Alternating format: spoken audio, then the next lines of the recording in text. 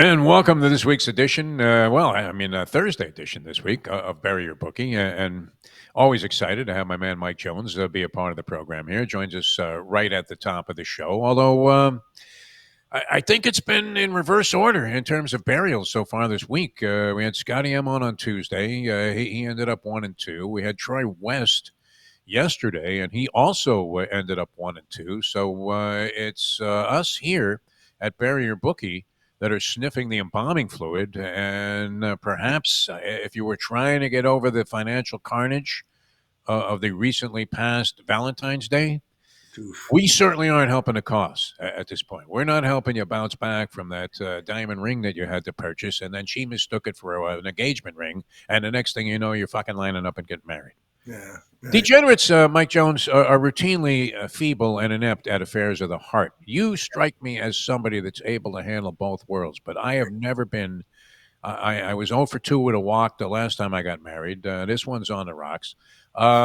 So I don't know that I'm the guy to come to for any kind of relationship advice. But you seem like a guy. I mean, that lives for a degenerate, lives a very stable life, my friend. How are you? Yeah, 26 years with the same woman. I'm lucky to be there.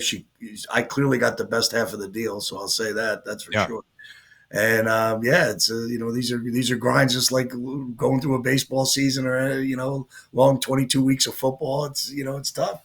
It's tough. And then you get to these weeks. You're having a moment of clairvoyance while these other guys are, pretty much. I mean, the venom that comes from the viewers. You could go, as you know, you could go 9-0 on 3 different shows, and then come back the next week, go 1-2, and everybody's calling you a clown or sending That's memes right. with a big fucking red nose. I mean, Yeah. and it's like, who is this guy? Yeah, how often are you going to put him on your show? And we're just going to bet the other way.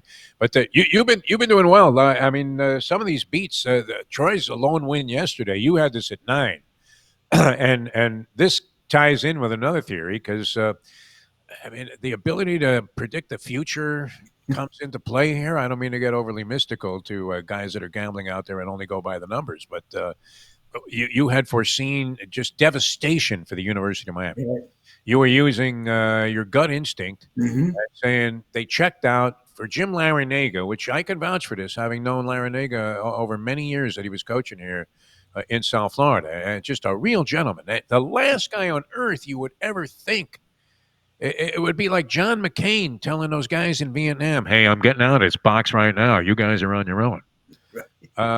You can't imagine this guy would quit on a team. And you made what I thought was a very valid observation that it appears that was it.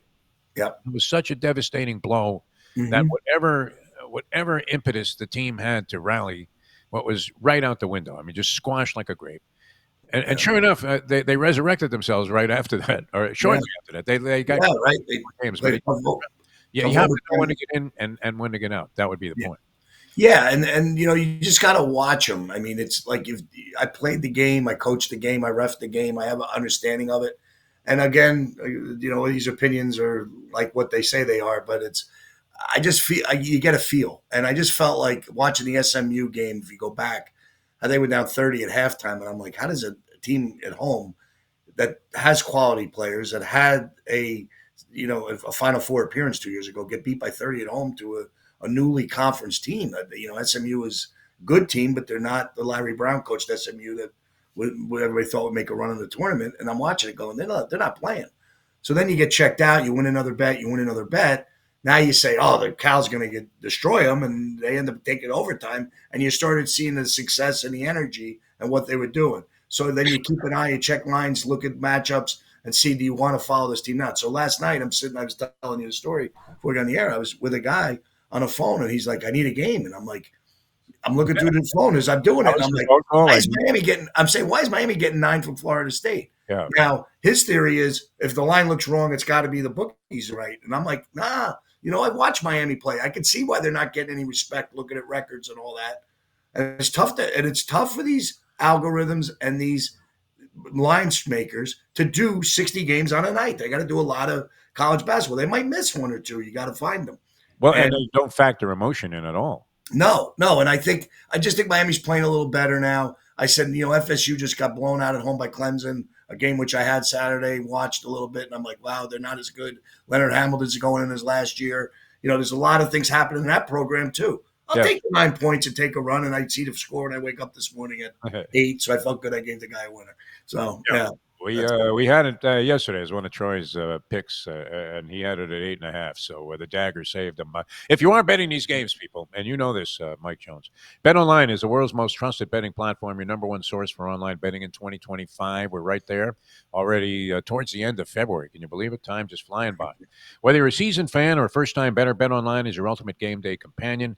The biggest selection of odds on everything from the NBA, college basketball, the NHL, UFC. BetOnline continues to be your number one betting source. From every three-pointer to hat trick, BetOnline has you covered with odds, stats, and more for every game, every play, every victory. BetOnline, the game starts here. All right, never in my lifetime. I guess I used to be when I was a kid.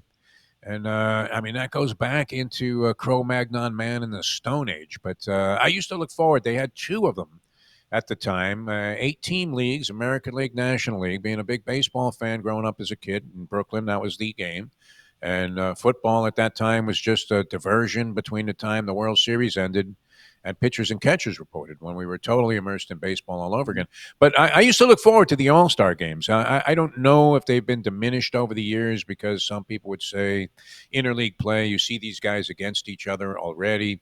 So it's not like it's American League fans versus National League fans. And you know, there was a big divide there. If you had an Mhm. American League team in your city, naturally you were solidly behind the American League in the All Star game, and they had great players. But I don't know. I mean, it didn't generate the same buzz. I remember going to the All Star game here in Miami. It was the most boring game I think I've ever seen. Right. And even the game itself now has been eclipsed for some reason in terms of importance by the home run derby, which they've had to fuck with the formula there to Right. make it so that it was actually just not Mhm. ponderously long. And you saw, a guy dragging his bat up there after he'd already hit 72 homers, and Mhm. he's in the final round now, and he can't even lift the bat above his kneecaps. Right. Right. And probably wish somebody would take a bat to his kneecaps because he Mhm. doesn't want to swing at any more pitches. And so the thing, has been modified or whatever, but it's stolen a thunder to the All Star game. I don't know that I've ever been, and the Pro Bowl's a joke. The NBA All Star game this year, what the fuck was that? That was like a reality show that bombed. And here we go. We have this hockey thing that replaced the All Star game, the Four Nations. Now, is this going to be an annual affair? Because if it is, I mean, look, I don't know that there's ever been more wild anticipation for what essentially is an all star game Yeah. or a byproduct of the all star break than what's Mhm. going to happen tonight. You would think that Trump and Trudeau were going to drop the gloves before the puck dropped and get it on like they were the Red Wings and the Avalanche of days gone by. Yeah, it's really interesting because I got to admit, I would, I like hockey and I think it's the best game to see live. I would take a playoff hockey game over any other sporting event I went to, and I've been to Super Bowls, World Series games, NBA Finals, but playoff hockey is just nothing like it. Each shift is life or death, and it's just tremendous to be there live. But I will tell you this. I was more jacked up after the first 10 seconds of that game. And I'm not a guy who likes to watch fights, Yeah. but I just couldn't believe what I was watching, that the two Detroit brothers square off. And then the littlest guy of the American team goes after the biggest guy. And the gloves were down. This was, if it was a setup, it was the best setup I've seen on reality TV in a long time. But it looked like it was kind of like it was talked about. And these guys talk. Like obviously the Chuck and Hagel went at it right away. So you knew that had to be talked about at the face-off circle or maybe in skate around as they're running by, like the old Hanson brothers at the slap shot Yeah. when they were running through mid-ice. But I thought it was great. And then I said, what a period, 1-1. Fantastic, end-to-end, great chances. And then I started talking to some people, and they were feeling the same way I was. Like, this was just tremendous. And then I the like U.S. when wins you're on the 3-1. phone throughout all games, also, Mike. Sorry. Not only are you betting on various apps and calling various bookmakers around the Yeah, country, but you're getting info and intel yeah, you got to. You're from sitting there. hockey people. Like Dino Yeah, Ciccarelli picks up the phone and says, "Hey, Mike, yeah. USA going to dominate the rest of the way." Yeah, one of my friends was talking to a 11-year NHL player and said it was the best period of hockey he ever saw any Stanley Cup final. Wow. And so, do you get that? And now tonight you have all these stars playing for something. Canada's always getting to the finals. The U.S. team gets booed. The national anthem gets booed. It motivates the U.S. up in Canada. Now I hope we handle it with a little more class and not boo their national anthem. But who knows what the Boston fans are going to do? Nobody knows their national anthem past "Oh Okay. Canada." Does anybody even know the next line? Ba, Home ba, and ba, native ba, land. Yeah, ba. that's right. What is it? It's our home and native land, I believe. Oh, But okay. but it's just to me, it's just I love this kind of style, patriotism, and all this. And we're not going to see it next year because the Olympics are going to be there, and they're going to have all They these should guys have playing Al Olympics. Michaels call the game It's good. and Yes, reprise this "Do you believe in yeah, miracles?" I mean, this is but USA Russia Lake Placid semifinals, yeah, 1980, and I don't know that I've ever been in wilder anticipation of yeah, what essentially is and has been now a fill for the All-Star game, which had yeah, become and broken down into a kind of a trip to Dave yeah. and Buster's. I mean, in terms of actual tangible hockey being played. Now, the NHL All-Star game was always a joke; it was an Mhm. annuity, and there was no defense being played. And you would think that that's probably a good move because who wants to get crushed in an All-Star game? And especially there's an unfamiliarity there, maybe a little bit of a different rhythm. If you were going all out, forget about it. It would be something that would be prone to having a tendency to be injured.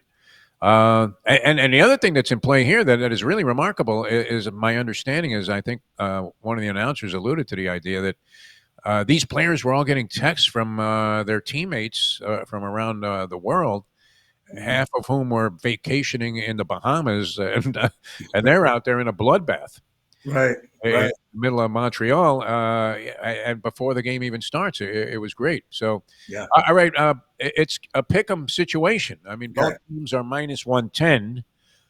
Is the U.S. team prime now? They have a couple of injuries. A guy named McAvoy is out, yeah. and a couple Charlie of McAvoy's hurt, right? I'm not sure that I even have enough depth of knowledge of the players on the. We obviously know the Kachucks and Hmm. I mean, and some others, but I don't know. I mean, is there a way to assess this thing? Who wins, Mike Jones? Well, I'm going to put it out of one of my picks for everybody. You are wow, and you both Here's what I think. Here's what I think. you had the U.S. in that game last Yeah, week. I did. And I did. And I just, I was one of these guys that thought that watching the U.S. national anthem be played, it was classless to boo it. And I had seen it happen when the U.S. teams were going up to play the Raptors and they booed that after, we could say what we want. Maybe it's Trump saying it's the 51st state or something like that, saying something ridiculous. But by the same token, I think the fans kind of disrespected the U.S. The players did say it motivated them. So I saw that as being part of the game. I thought the U.S. did. I liked that the line moved to Canada, where the U.S. became a dog at 120. I think at the end, it went from 110 to 140 really quick late. And I thought the U.S. played a great game. I thought once we tied it up, I thought we had a real chance. And I was on my edge of my seat. I loved it. Tonight, I feel something a little different. Uh oh. I feel like a friend of mine was at the game up in Boston, said there was very little atmosphere for the Swedish game, maybe because there was nothing in hand. He's a little disappointed as a big U.S. hockey fan that the fans weren't more into it and didn't be more boisterous. They were great after the first goal, and then it got into a But it was little like a consolation sweet game time. back in Right, the day. We right. played it in So I the would say NCAA it's fine. And then tournament. you have, the two injuries. You had the Chicks not playing, Austin Matthews not playing, maybe the edge. I think the emotional lift that they had winning that first game and getting fired up and all that happened might be a little let down. Canada played very well against Finland, although we dominated Finland too. But I got a sneaky suspicion Canada shows up tonight, and I think if I'm like bet something, I'm going to take Canada. I I, loved it. I think the motivation is there, Actually, and have run analysis on this. yeah, I hate to do it because I'm rooting for the U.S., but I'm going to go with the hedge fund play. It's Yeah, the hedge play. It's like my heart's with the U.S. I'm going to be happy either way. If the U.S. loses, I make a couple of bucks. If the U.S. wins, hey, I won. I paid for it. That's all. yeah. It's one of those kind of things. But I think I would be surprised, not surprised, but I kind of see Canada win.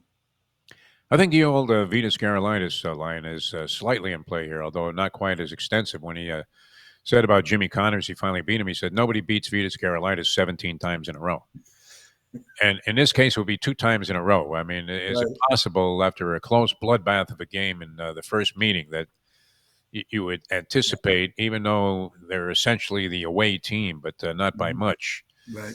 that they would have the ability to bounce back? Interesting, though, that this would be so much in the spotlight. Yes. Yeah. Yeah. Unlike, I don't know. I mean, you don't.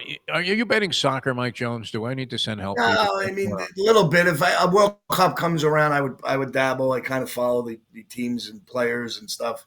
I think the World Cup is one of the best sporting events for me as a old player, and watching my grandson play Oh, it that's right. now. You said you played soccer. Yeah, I did. Man, I played a little semi-pro in New Jersey and played at East Stroudsburg for a year. semi-pro. Yeah, I could get it around. I was an all-state player in New Nice. Jersey back in the '80s.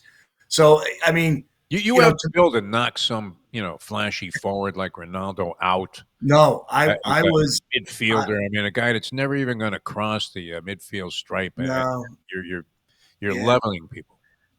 Nope, I wasn't really that player. I was probably a player that finished a little bit, A and messy I type. might. No, I no, can see I that would say too. I wasn't anything close to that good. I mean, I will say this: I was at one point I was like the third leading scorer in the state of New Jersey, and the guy who was number Is that one right? Wow. was Tab Ramos, who ended up playing a national team, who beat me by 50 goals. I think I had like 27, he had 77 or something. So, Oh, okay. Well, I so mean, real players. We when I was a young kid, I played against a couple of guys who played on the national team, and they were so much better than us. I wasn't that good, but but that's because okay. I I mean, had career. numbers, I mean, I got to play, and I it's a went up to sporting play with a distinction. pretty decent team. Yeah, Sorry. soccer for me. I mean, they only rolled out the soccer ball when somebody had graffitied the Yeah. boys' bathroom, and it was essentially ascribed as punishment. That Right. okay, no basketball today. We're not playing any softball.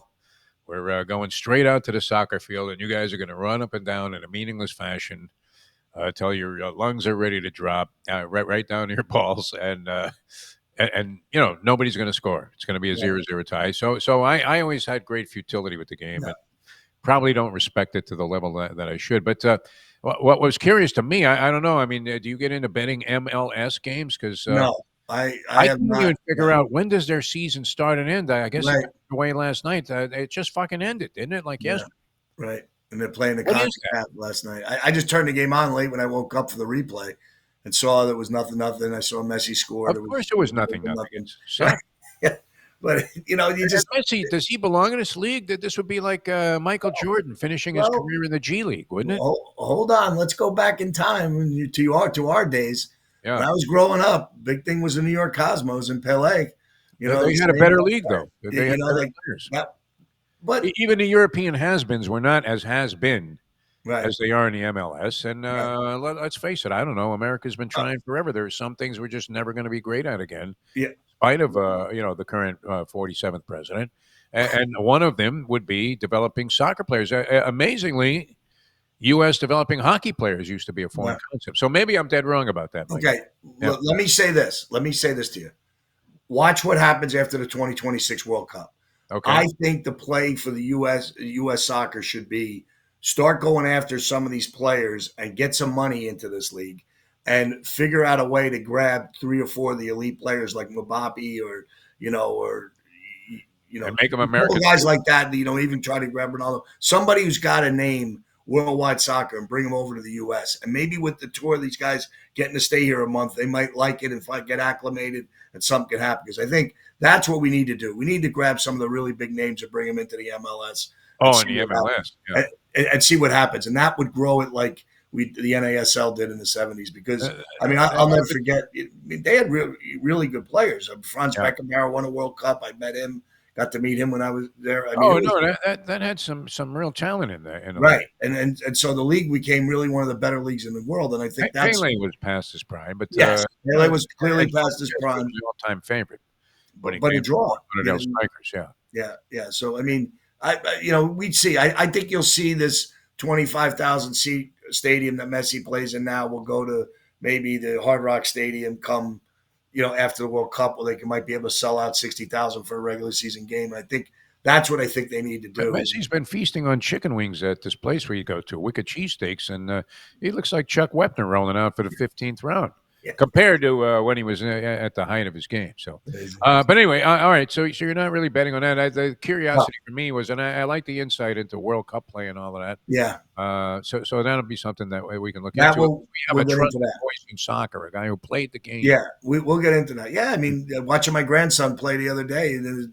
semifinal game when they got shellacked, but I was out there playing hard and told him to keep his head up, learning the Yeah. game and all that. And I think what's happening is there's a lot of people playing the sport. You're not allowed to head the ball as a youth player in town. So now you're thinking, okay, they're trying to prevent this. But I That's think a broken nose waiting to happen for right, and basically what we're looking at is this is a sport that you're running, you're active, you're a lot of. I think that people oh, are from getting an more aerobic interested in it. standpoint. Yes, and I But think it's the futile running. I mean, just yeah, running back and forth, back and forth, back and forth, yeah, back and forth.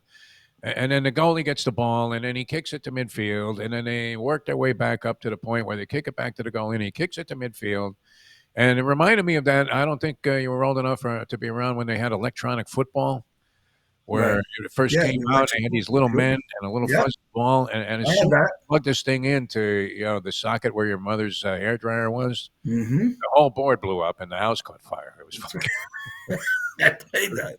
All right, Yeah. help us. We've been sniffing All Easter right. here on the show. With Scotty, I'm on Tuesday, goes 1-2.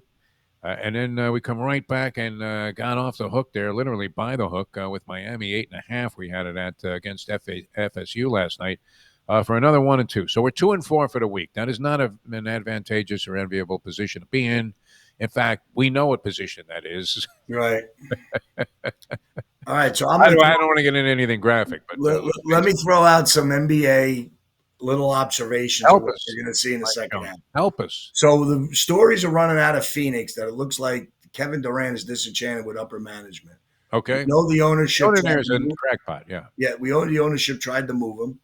He wasn't interested in going back to Golden State, which that was a story. When you listen to all these insiders, they're telling you what's going on. I got a feeling that you're going to see the negative part of this whole thing transpire, where you got to watch out. Phoenix might be a bet against in the next couple of weeks. So Okay. they're giving two in San Antonio. The problem is Wembanyama is questionable, and I think you would kind of need him to win that game. So I would like to take San Antonio if he was playing, but if he's not, I probably would lay off the game. So we're not going to make that a pick, but these are the observations. So I'm going to go to one another important observation.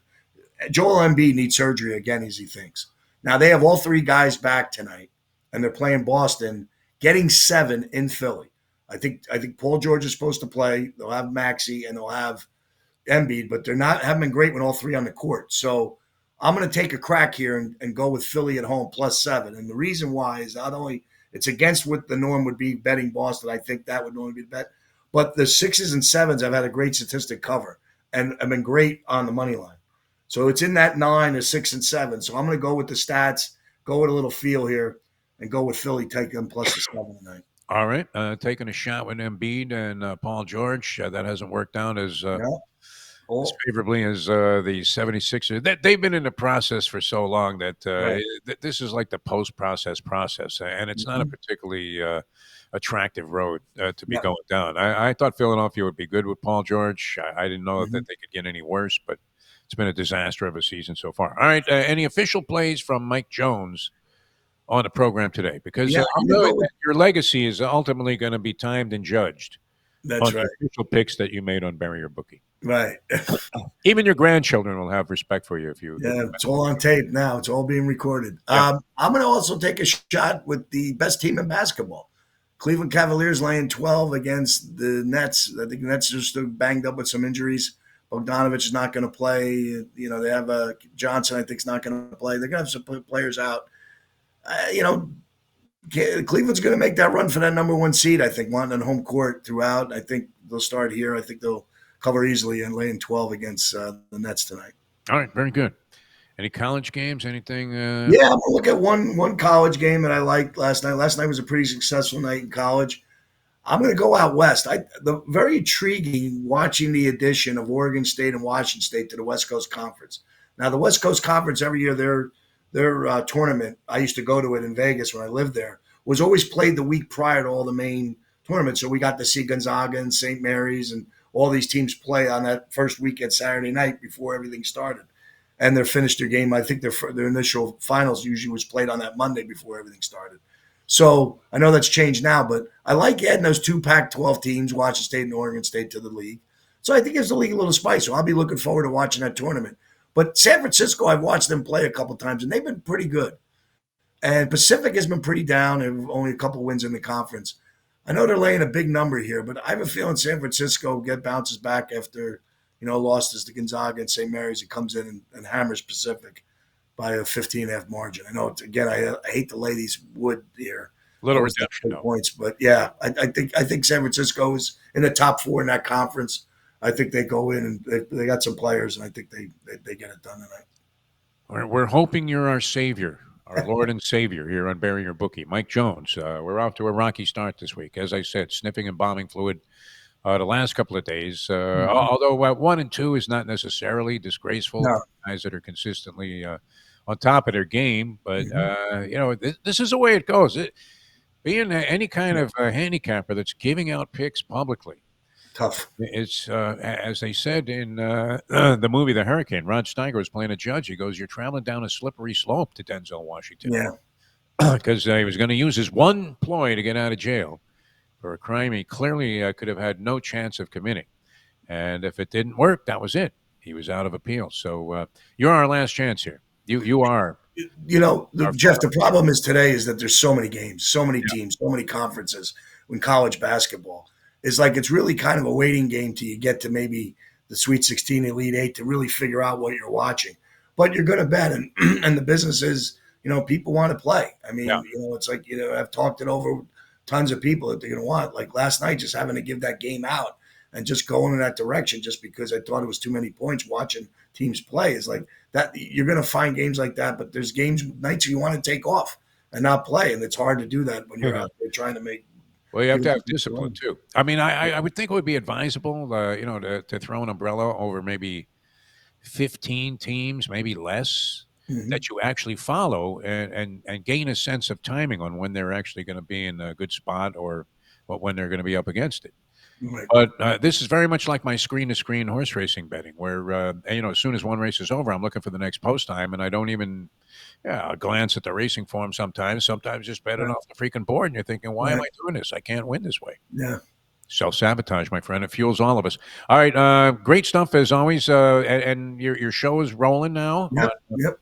They got they nofilter.net. got a podcast on Tuesdays at 10 a.m. We give out the Tuesday night winners. We're probably going to open another show when the tournaments get going. Probably be on there every day, Oh, nice. giving out picks and analyzing what we see in the NCAA tournament. NBA picks up. Hockey starts Saturday, so we get this extended All-Star breaks, and then we get right back into it. And then right around the corner is where we first met on the baseball diamond, and that comes up pretty soon. We'll be up at got a friend of mine's son who's signed a major minor league deal with the Mets, so we have to take a run up to Port St. Lucie and try and check out the new challenge balls and strikes. Right, they're Yeah. doing it in some games this year, so a lot of things happening in the upcoming months, so it should be fun. I was surprised at the amount of money they were getting in Port St. Lucie for spring training baseball tickets. It's It's crazy. not cheap. No, it's Not that amazing. I'm a cheapskate or anything, but I mean, you're thinking spring training for God's sake. I mean, really, you're going to whack people like $35 to sit in the right field corner somewhere? Is Roger Maris going to get up and foul a couple off in this direction? I don't think so. Better get a ball.